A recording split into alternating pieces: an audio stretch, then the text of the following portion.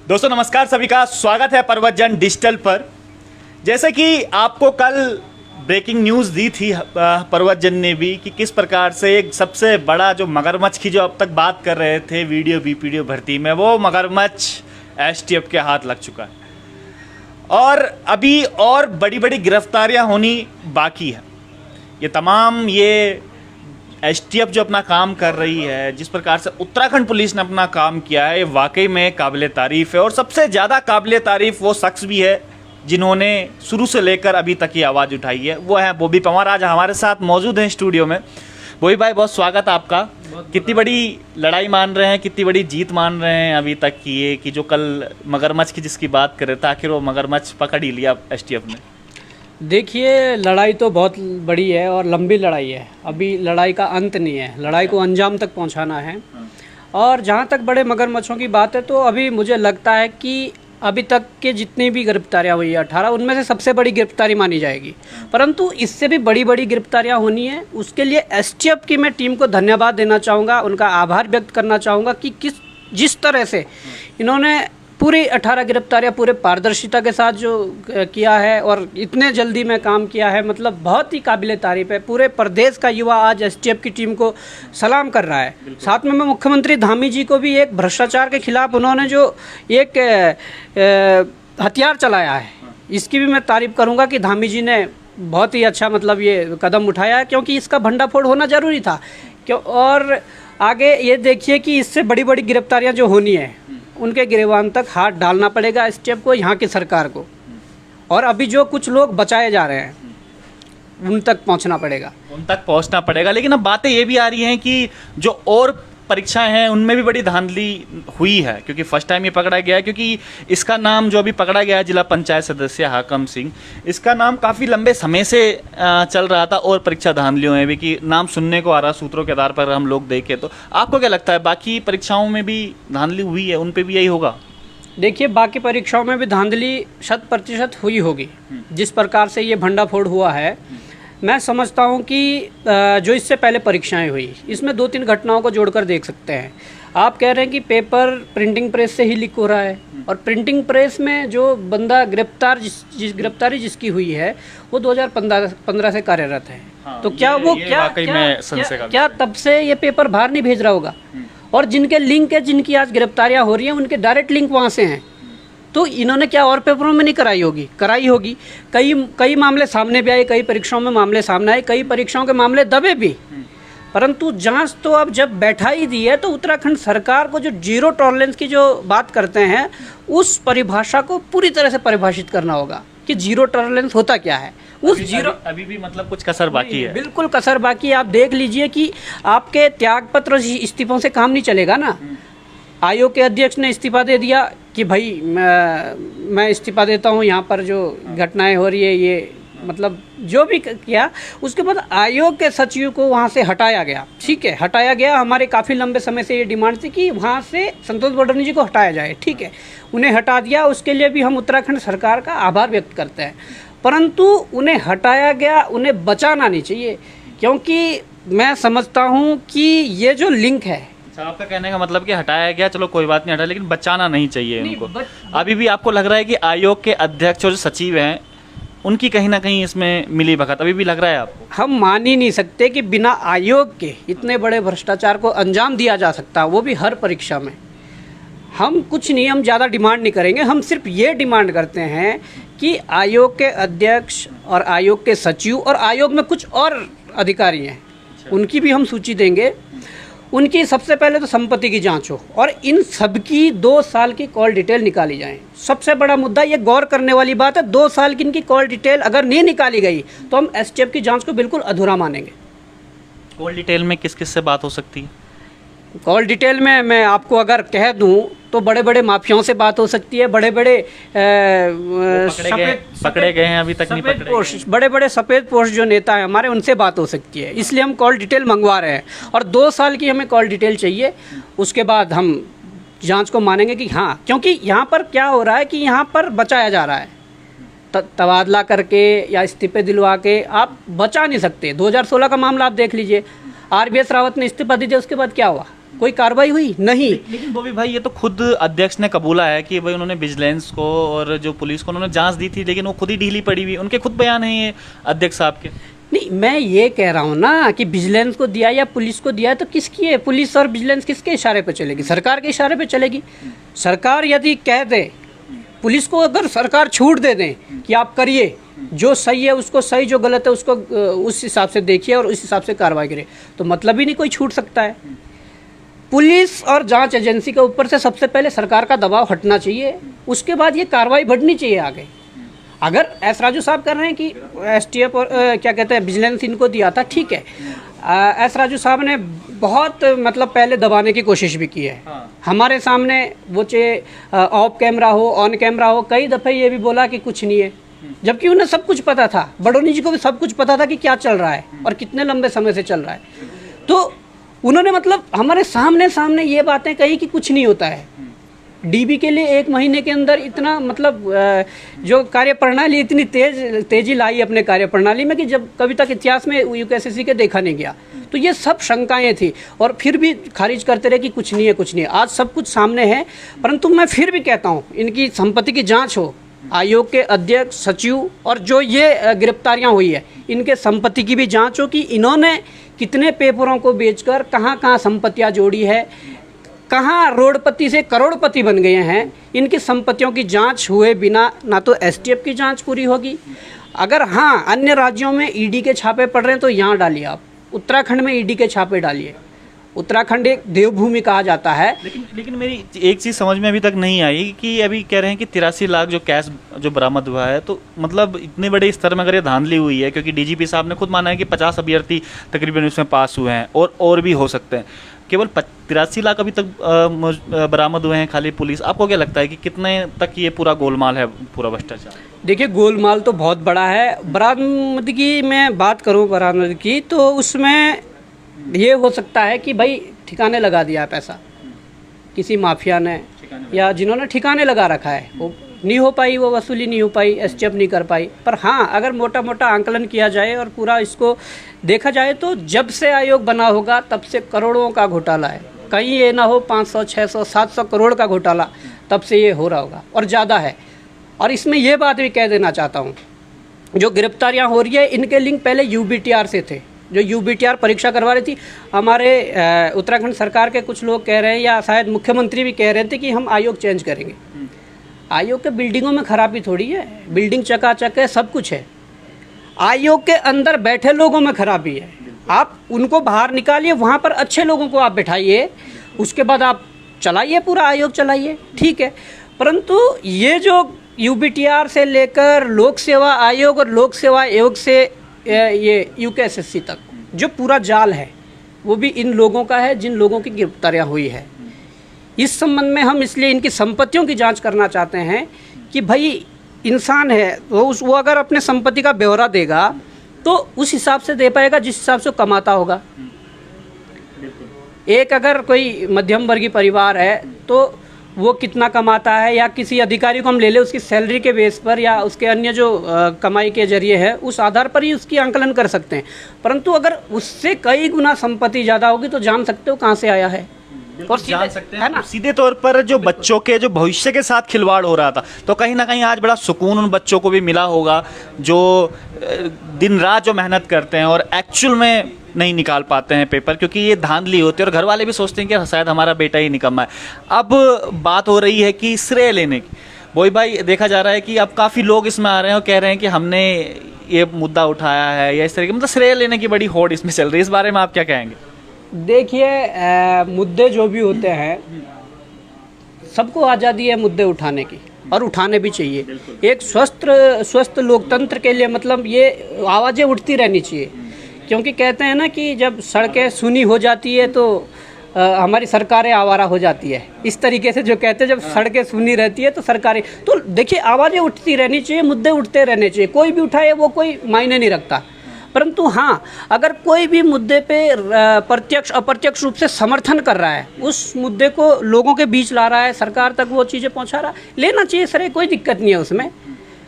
लेना चाहिए श्रेय लेना चाहिए, कोई दिक्कत नहीं, पर कोई ऐसे भी श्रेय ना ले बिल्कुल कि मतलब जिसमें हाँ वो सब कुछ वाला नहीं, हम भी नहीं लेते। मैं कहता हूँ अगर उत्तराखंड का युवा बॉबी पवार के साथ खड़ा ना होता, उत्तराखंड का युवा बॉबी पवार के पीछे खड़ा ना होता, या आप जैसे निर्भीक पत्रकार अगर बॉबी पवार के साथ खड़े ना होते, तो हम कभी भी इस लड़ाई को नहीं जीत पाते।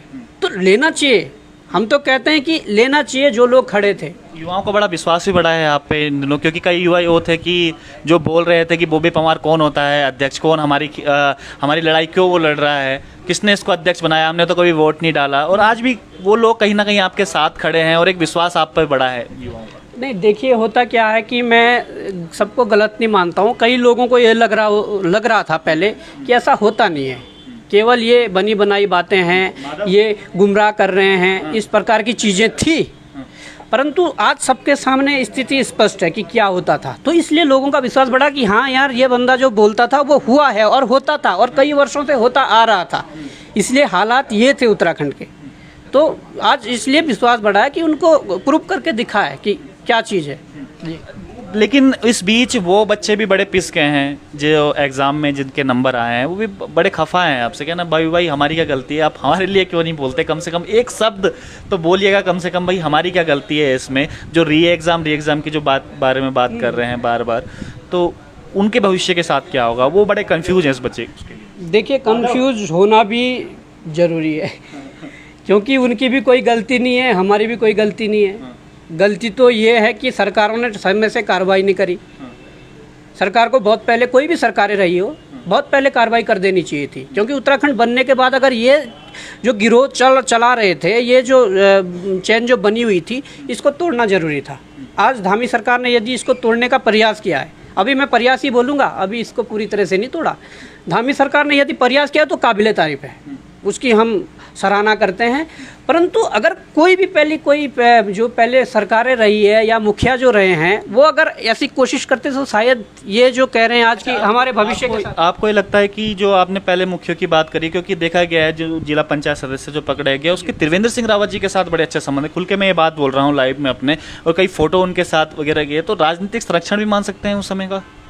बिल्कुल मान सकते होंगे, क्योंकि इससे पहले फॉरेस्ट गार्ड का जो घोटाला हुआ था उसमें भी हमने खूब सरकार के खिलाफ आवाज़ें उठाई थी, सड़कों पर आए थे, सब कुछ, और घोटाला था, बहुत बड़ा घोटाला था। उसमें आप देख सकते हैं कि कैसे लोगों को बचाया गया, और खुद मुखिया जो थे त्रिवेंद्र रावत जी, उन्होंने फॉरेस्ट गार्ड का रिजल्ट उस दिन जारी किया जिस दिन 3 बजे अपने आप इस्तीफा दिया और 7 बजे रिजल्ट जारी किया। तो अपने आप में बहुत मतलब शंका होती है कि ऐसा क्यों, तो था, उनको एक्शन लेना चाहिए था। आज ये स्थिति पैदा नहीं होती। आज जो हमारे मेहनती बच्चे पिस रहे हैं इसके साथ, ये ना शायद पिसते। परंतु मेहनती बच्चों की मैं बात करूं तो देखिए, अब जो भी होगा, रिपोर्ट जो आएगी, रिपोर्ट में तो होता है कि भाई जब लीक का प्रकरण होता है तो लीक में एक ही सॉल्यूशन ये होता है कि कितने व्यापक स्तर पर लीक हुआ है, और जब तीनों पालियों का हो तो बहुत बड़ा व्यापक स्तर है। तो देखिए चांस तो रद्द के बन रहे हैं। उसके बाद मैं कह देना चाहता हूं कि एसटीएफ देहरादून बहुत अच्छा काम कर रही है। थोड़ा मुझे एसटीएफ जो कुमाऊं के साथ थोड़ा हमदर्दी है आपको कि जो, क्योंकि बड़े परेशान है वो। मैं हमदर्दी है ना, मैं किसको जानता हूं, मैं पर्सनली उन लोगों को नहीं जानता। मेरी क्या दुश्मनी ना मेरी क्या दुश्मनी है उनसे, मैं तो नहीं जानता ना। मेरी क्या दुश्मनी होगी कि मैं इनका ये रोकूं या वो। पर जब सही था, जो गलत था, हमने उसका चुनाव करना था। इस बीच जो हमें चुनाव करना चाहिए था हमने करा। उसमें देखो कई लोग वंचित रह जाते हैं इस चीज़ से। अगर देश को आज़ादी मिली है तो उसमें भी कई बलिदान हुए हैं, तो ये बलिदान इनका भी यहाँ पर क्या पता बलिदान मांग रहा है। ये भर्ती बलिदान मांग रही है, आगे भर्तियाँ फेयर होने के लिए भर्ती बलिदान मांग रही है, है ना। आप बलिदान मानते हैं उनका? अगर मान लीजिए एग्जाम, देखो उनका बलिदान ही होगा एक तरह से। और मैं कह देना चाहता हूँ, ये श्योर रहे, ये मेहनती बच्चे जिसका अपने मेहनत से हुआ है। अगर इतने बड़े करप्शन ने इन लोगों ने सिलेक्शन पाया है, तो आज जो मेहनती बच्चे हैं जिन्होंने अपने मेहनत से किया है, वो हमारे टॉप 50, टॉप 100, टॉप 200 में ये बच्चे रहने हैं अगर री एग्जाम भी होता है। और की भी आप जांच की मांग करेंगे? क्योंकि जैसे कई अभी जब हम लाइव चल रहे हैं तो कई मैसेज आ रहे हैं कि वन दरोगा में भी वो हुआ था, घपला हुआ था, एलटी में भी घपला हुआ था। इनकी भी मांग उठाएंगे आप, अगर आपके पास सबूत वगैरह आते होंगे या कुछ सबूत इस प्रकार से आए हैं? देखिए मैं कहना चाहूँगा, एसटीएफ तो है, एसटीएफ के पास वन दरोगा चला गया है। ये जैसे बीपीडीओ में थोड़ा छटनी शुरू हो जाएगी, बीपीडीओ इससे पहले जो गिरफ्तारियां हुई है वो सबसे ज़्यादा किस पेपर से गिरफ्तारियां हुई है? हाई कोर्ट के लिए एक पेपर हुआ था ग्रुप सी के लिए, उसकी गिरफ्तारियां बहुत ज़्यादा हुई है इस वाले प्रकरण में, जिससे इसका लिंक जोड़ा जा रहा है। तो कहीं ना कहीं वो पेपर बाहर आया था और उसमें बहुत गलत तरीके से कई लोग चयनित हुए थे, उसकी भी जांच होगी। और भी चीज़ें हैं जो सचिवालय रक्षक का हुआ था, वो कबूला है लोगों ने जो अंदर गए हैं कि हाँ हमने करवाया था, उसकी भी जांच होगी। तो बहुत सी परीक्षाएं अब जांच के घेरे में हैं और होनी भी चाहिए। मतलब हम चाहते हैं यदि उत्तराखंड को भ्रष्टाचार, बॉबी पवार छोड़ेंगे नहीं किसी को भी? नहीं देखिए, छोड़ना नहीं है, क्योंकि इस लड़ाई को अंजाम तक पहुंचाना हमारा मतलब एक सपना भी था और हम उसके लिए लड़ भी रहे थे। हमने क्या क्या मतलब किस प्रकार का तप नहीं किया हमने, सड़कों से लेकर जेलों तक, जेलों से लेकर पूरे थानों तक, जो भी है मतलब हमने किया है इसके लिए। और आज खुशी इस बात की हो रही है कि वास्तव में जो हमने त्याग किया था, जो त्याग किया था, परिवार वालों ने गालियाँ दी, रिश्तेदारों ने गालियाँ दी, मतलब यार तुम ऐसे कैसे वो करते रहते हो, मतलब था नहीं ना उन्हें भी, पर उन्हें आज अगर रिजल्ट दिख रहा है तो रिश्तेदारों को और परिवार वालों को भी लग रहा है कि ठीक है, हमारे बच्चे ने जो किया है वो ठीक किया है। हमारे बच्चे ने, एक बच्चे ने पूरे युवाओं की लड़ाई लड़ी है और युवाओं को न्याय दिलाया, तो ठीक है, अब उन्हें समझ आने लगी है। नहीं तो लोगों को लगता था कि शायद ऐसी ये शुरुआत में मैं देख भी रहा था, कई लोग आपको उल्टा सीधा भी बोल रहे थे कि आप होते कौन हो हमारी लड़ाई लड़ने वाला, बॉबी पवार है कौन, क्यों, इसका क्या है, ये राजनीति में आना चाहता है इसलिए ये सब चीज़ें कर रहा है, या अपनी राजनीति चमकाने के लिए ये बच्चों का सहारा ले रहा है, ये सब चीज़ें बातें भी हुई थी उस समय। तो कितना दुख देती थी उस समय ये बातें कि यार जब ये सब बातें होती, क्योंकि दुख ना कहीं तो होता है जब इस प्रकार के क्रिटिसाइज हमें झेलने पड़ते हैं। नहीं, दुख तो होता है, पर मेरी एक आदत है कि मैं जल्दी नज़रअंदाज भी कर देता हूँ इन चीज़ों को, क्योंकि मैं कहना चाहूँगा सबसे बड़ा एग्जाम्पल ये है, या ये बात कह लीजिए कि सबसे बड़ा रोग क्या कहेंगे लोग। अगर हम इस चीज़ में रहे ना कि लोग क्या कहेंगे मेरे बारे में, मैं ऐसा कर रहा हूँ वो सो, तो आप कभी आगे नहीं बढ़ पाओगे। आपके जो पाँव में जो जंजीर बंधी है वो बंधी रह जाएगी। पर आप बेखौफ होकर आप आगे बढ़ते रहोगे, पर आपके अंदर ईमानदारी होनी चाहिए, आपकी सोच सकारात्मक तरफ जानी चाहिए कि हाँ आपका गोल जो है उसकी ओर ध्यान होना चाहिए। सिर्फ आपको बिल्कुल लोगों के उसमें नहीं आना है। वो कहते हैं ना कि सुने जन की और करे अपने मन की, वो चीज़ वो बहुत ज़रूरी है। कई लोग ये सोशल मीडिया पे ये भी बातें चल रही हैं कि बॉबी पवार को शायद कोई फंडिंग कर रहा है, कोई राजनेता द्वेष के चलते, इस तरीके की बातें भी सोशल मीडिया पे तमाम उठती रहती हैं। देखिए, सोशल मीडिया पे तो बहुत कुछ चलता रहता है। मैं उन लोगों को भी कहना चाहूँगा कि हाँ, अगर किसी के पास ऐसे पुख्ता सबूत है तो आइए सामने मेरे साथ बैठ के चर्चा करें। अगर आपके पास सारे कुछ ऐसे वो है, एविडेंस है, तो आप मेरे खिलाफ कार्रवाई कर सकते हैं। आप थाने में एफआईआर करवाइए, आप और तरीके से आप मेरे पे कार्रवाई करवाइए ना। हम खुले उससे कह रहे हैं। मुझे 1-2 मैसेज भी आए थे, व्हाट्सएप पे मैसेज आए कि आपको फंडिंग हो रही है वो सो। मैंने उसे कहा भाई साहब आप पुख्ता सबूत लाइए और मेरे खिलाफ कार्रवाई करिए। उसने मुझे ब्लॉक कर दिया, उसने मुझे ब्लॉक कर दिया। नहीं, उसने मुझे ब्लॉक करा। फिर मैंने उसको ऑडियो कॉल करा, नॉर्मल कॉल, वॉइस कॉल। फिर उसने उठाया। मैंने कहा कहाँ से बोल रहे? कि मैं मोरी से बोल रहा हूँ। उन्होंने नाम बताया, मैं नाम नहीं बता रहा हूँ आप, कि मैं मोरी से बोल रहा हूँ कि आपने ऐसा तैसा। और आपको मैंने कहा जिस फंडिंग की बात कर रहा है ना, मैंने कहा या तो साक्ष्य आप पुख्ता दीजिए और नहीं तो कार्रवाई के लिए तैयार रहिए। मैंने कहा मैं अभी फ़ोन कर रहा हूँ एसओ पुरोला और एसओ क्या कहते हैं मोरी को। फिर वो माफ़ी मांगने लगा ऐसे तैसे। मैंने कहा यार जो चीज़ें वास्तव में होती है वो चीज़ें ही बोला करो, क्योंकि अगर ये लड़ाई आज जीती है ना, तो हमने कहीं ना कहीं जो हमारे साथ लोग थे, हमने कहीं ना कहीं सही चीज़ें सामने रखी है। अगर हम भी कुछ फर्जी तरीके से ये चीज़ें सामने रखते तो कहीं ना कहीं लड़ाई कमज़ोर पड़ती और फिर हमें पीछे हाँ लपेटे जाते और हमारे जो कदम है वो अपने आप ही रुक जाते। पावरफुल लोग हैं इनके, बहुत पावरफुल लोग हैं, छोटे मोटे बड़े बड़े अधिकारियों के साथ उठना बैठना, इवन जो मुख्यमंत्री तक के साथ उठना बैठना, फोटो इनकी आप देख लीजिए। लेकिन इस बीच एक बात और आई है कि जब मैं आज एसटीएफ ने जब इनको पकड़ा, हाकम सिंह को जब पकड़ा, तो उसका कहना यह है कि भाई राजनीति के चलते राजनीतिक द्वेष को निकाल रहा है, चल के ये सब चीज़ें हो रहा है। ये खुद उन्होंने मीडिया के सामने बात कबूली है। देखिए राजनीतिक द्वेष क्या है अब ये पता हमें भी नहीं है। जो गिरफ्तार जो हुए हैं वो कह रहे हैं कि राजनीतिक द्वेष की बात कर रहे हैं। देखो बेरोजगार संघ का तो कोई ऐसा राजनीतिक वो नहीं है। बेरोजगार संघ ने हरीश राव जी के टाइम भी लड़ाई लड़ी, आज बीजेपी सरकार है, त्रिवेंद्र राव जी के खिलाफ भी लड़ी, तीरथ राव जी के खिलाफ भी लड़ी, धामी जी के खिलाफ भी लड़ रहे हैं। जो सही है, गलत है। जो गलत करेगा उसका विरोध होगा, जो आज सही हो रहा है उसका समर्थन होगा। उसकी सराहना होगी। हमने कहा ना कि धामी जी ने अगर हथियार चलाया है भ्रष्टाचार के खिलाफ तो वो काबिल तारीफ है, हम सराहना भी कर रहे हैं। परंतु अब देख सकते हैं कि ये राजनीतिक का जो ये वो चल रहा है, ट्रेंड चलवा रहे हैं और इस तरीके से देखा जा रहा है कि राजनीति बेरोजगार संघ से तो नहीं जुड़ सकता है, क्योंकि बेरोजगार संघ को ना तो चुनाव लड़ना है इस प्लेटफॉर्म से। बेरोजगार संघ में हर तबके के लोग हैं, वो जो बेरोजगार है वो कांग्रेस पार्टी के भी होंगे, बेरोजगार है भाजपा के भी होंगे, यूकेडी के होंगे और आम आदमी पार्टी के होंगे। जितने राजनीतिक दल है भाई, हर घर से बेरोजगार है, वो बेरोजगार संघ में होंगे। तो आप उनको उस नज़रिए से ना देखें कि ये राजनीतिक वो है, राजनीतिक द्वेष बिल्कुल नहीं। राजनीतिक द्वेष हो सकता है किसी औरों के साथ हो, हमें उससे क्या मतलब।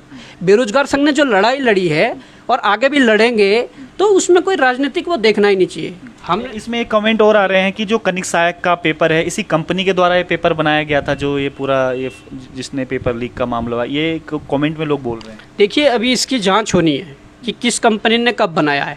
अभी जब परीक्षा नियंत्रक जो थे डांगी जी, उनसे जब एसटीएफ ने पूछताछ की तो वहाँ से सीसीटीवी फुटेज गायब मिले, ये जी प्रिंटिंग के, पैकिंग के, ठीक है।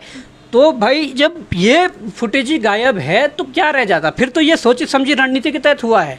अब इसमें सचिव इन्वॉल्व है, परीक्षा नियंत्रक इन्वॉल्व है, अध्यक्ष इन्वॉल्व है, कौन इन्वॉल्व है इसका भी पता लगाना मुश्किल है। ये पता तब लगेगा जब इसकी तह तक जांच होगी। और हमने कह दिया है, इनकी सबकी कॉल डिटेलें निकालो 2 साल की, और जो भी एक्शन लेने, और भी हमने नाम देने। अभी जो आयोग के अंदर कुछ और लोग हैं जो करवाते हैं, मतलब जिनका रहता है माफियाओं से, उनके भी हमने नाम देने हैं, एसटीएफ को देने हैं, जांच समिति को, जो और जांच समितियां हैं, इसमें तह तक ही जाना पड़ेगा, तब तक कुछ नहीं होने वाला। और इनके जब तक कमर नहीं तोड़ी गई, कमर टूटेगी, इनके संपत्तियों की जांच करो सबसे पहले। क्योंकि अब तक तो हम देखते थे कि फिल्मों में ये सब चीज़ें होता है, जैसा आपने अभी जो डायलॉग मारा कि ऊपर से नीचे तक सब बिके हुए हैं, ऐसे फिल्मों में हमें डायलॉग देखने को मिलते हैं, जिसमें अनिल कपूर एक दिन के मुख्यमंत्री बन रहे हैं, उन्होंने भी ये डायलॉग मारा। लेकिन वास्तव ज़िंदगी में अगर हम देखें तो ये वास्तव ज़िंदगी में भी होता है। अभी कुछ समय पहले आपने देखा भी होगा कि जो यूकेपीसीएस है, उसमें भी एक ऑडियो वायरल हुआ, जो सदस्य है वो खुद बता रहा है इस बारे में कि हाँ, मैं साक्षात्कार में आपको पास करवा दूँ।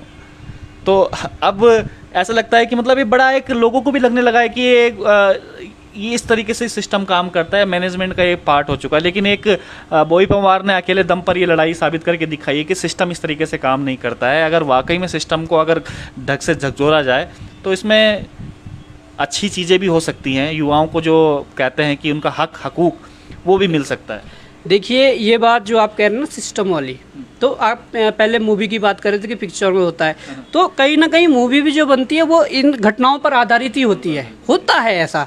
और आप कह रहे हैं सिस्टम वाली बात, मैंने पहले भी आपको एक बार कहा था कि यार लोग ना उत्तराखंड में जो सिस्टम है उसके अनुसार ही ढलने लगे हैं कि ऐसा ही चलता है। और ये बात आपने कल अपने इंटरव्यू में भी कही है, मैं सुन रहा था रात को, तो आपने भी ये बात कही है कि यार लोगों को लगता है कि जो सिस्टम बना हुआ है, जैसा चल रहा है वैसा ही चलना है। नहीं, जहाँ पर आपको गलत दिख रहा है विरोध तो करिए। आप पहले दिन अकेले होंगे, दूसरे दिन आपके साथ और जुड़ेंगे, तीसरे दिन और जुड़ेंगे, कर्मा बनता जाएगा। क्योंकि देखिए, अगर हमारे समाज में गलत आदमी है तो गलत आदमी की संख्या बहुत कम है, वो है पावरफुल हैं, सब कुछ है, पैसे वाले हैं, पर उनकी संख्या कम है। समाज में हर आदमी गलत नहीं है, परंतु जब इस प्रकार की घटनाएं होती है और अगर उसका विरोध शुरू हो जाए या जो सिस्टम को अपने अनुरूप चलाना चाहते हैं उनके खिलाफ हुआ जाए तो कुछ भी संभव, मतलब है संभव, सब कुछ है संभव है, वो चीज़ें हम सुधार सकते हैं उस चीज़ को। अब इसमें क्योंकि उत्तराखंड बेरोजगार संघ का बहुत बड़ा हाथ रहा है इसमें, इसको कुछ मॉडिफाई कर रहे हैं, क्योंकि लोगों को कई ऐसे मैसेज भी आते हैं कि भाई इनसे जुड़ें किस प्रकार से, हम लोग किस प्रकार से एक हम बोई पवार जुड़ेंगे, जो मान लीजिए क्या इस संगठन से हम किस प्रकार से जुड़ें, कुछ मॉडिफाई करने का इसमें आपने सोचा है? देखिए, बिल्कुल 13 जिलों में 13 जिला कार्यकारिणी बनानी है, 95 ब्लॉक है, 95 ब्लॉक में 95 ब्लॉक कार्यकारिणी बनानी है और एक प्रदेश कार्यकारिणी रहेगी। और उसके बाद जो इसमें बदलाव बने वो भी सुन लीजिए। अब सरकार ने शायद, मुझे लगता है कि कॉलेजों से चुनाव वाला सिस्टम ख़त्म ही कर दिया है। अगर आप चुनाव वाला सिस्टम ख़त्म करेंगे तो आपके भविष्य के राजनेता कहाँ से पैदा होंगे? हम तो ये कहते हैं राजनीति में अच्छे पढ़े लिखे लोगों को जाना चाहिए, ये हम शुरू से इसके समर्थन में हैं। क्योंकि अगर पढ़ा लिखा जाएगा तो उसके जो विचार है, उसकी जो सोच है, उसके आधार पर देश और प्रदेश आगे बढ़ सकता है। तो जो संगठन आज तक छात्र राजनीति करते थे, जो संगठन कॉलेजों में चुनाव लड़वाते थे, जो संगठन के पदाधिकारी या संगठन के छात्र नेता छात्रों के लिए कॉलेजों में किताबों की लाइब्रेरी के लिए लड़ते थे, वहाँ पर एग्ज़ाम उसके लिए लड़ते थे, अगर वास्तव में सरकार ने अगर ये ख़त्म कर दिया है चुनाव का, तो मैं उन लोगों को भी आह्वान करता हूँ, पूरे प्रदेश के जो छात्र नेता है जो जुड़ना चाहते हैं। कैसे जुड़ेंगे, वही मेरा सवाल। नहीं, मैं कहना बेरोजगार संगठन का जो विस्तार हो रहा है, इसमें एक बैठकें रखी जाएगी, जगह जगह बैठकें रखी जाएगी और जोड़ा जाएगा, और उन छात्र नेताओं को आगे आना चाहिए, इवन बेरोजगारों की लड़ाई लड़ने के लिए, समाज की हर लड़ाई लड़ने के लिए। अगर उत्तराखंड में मैं बात करूं, अगर प्राइवेट सेक्टर की बात करूं, देखिए अभी तो हमने ये गवर्नमेंट सेक्टर जो था, जो सरकारी नौकरियों का है, इसमें हमने लड़ाई लड़ी है, परंतु ये हमारी सोच पहले से ही है, मैंने आपसे कई बार शेयर भी करा, पर हम सीमित संसाधनों से या इस तरीके से हम इसको आगे नहीं बढ़ा पाए। जैसे प्राइवेट सेक्टर में कितना मतलब हमारे लोगों का वो होता है, की भी कड़ी रह जाती है संविदा वाले, जिसे हम लोग कहते हैं, जो सरकारी सब मैं वही आ रहा हूँ, प्राइवेट सेक्टर में कितना मतलब हमारे लोगों के साथ अन्याय होता है। और 70-30 का अगर रेशो देखें उत्तराखंड में, वो है नहीं, कागज में तो है कि 70-30 का है।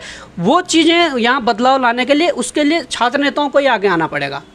अगर कोई सिडगुल में, अगर शेलाकुई में भी कोई फैक्ट्री है, आपके रुद्रपुर में भी कोई फैक्ट्री है, अगर वो नियमावली के भिन्न चले, अलग चले, अगर 70-30 का रेशो नहीं है, 70% उत्तराखंड का और बाहर का ये रेशो नहीं है, तो वहाँ पे जड़ के ताला जलेंगे सीधी। मतलब लड़ाई को व्यापक बनाना है, अपने लोगों को न्याय दिलाना है, लड़ाई को व्यापक बनाना है। हम कतई भी, हमने जब ये संगठन बनाया तो हमने प्रदेश स्तर का ही संगठन बनाया, परंतु वही है कि हमने इसको कभी राजनीतिक रूप नहीं दिया और ना हम आगे देंगे। बेरोजगार संगठन कभी राजनीतिक रूप नहीं लेगा, ये एक प्रेशर ग्रुप, और प्रेशर ग्रुप के ही नाम पे ये काम करेगा भविष्य में, जब तक संगठन चलेगा। ये कोई राजनीतिक वो नहीं है। हाँ, नेता तैयार हो सकते हैं, होने भी चाहिए।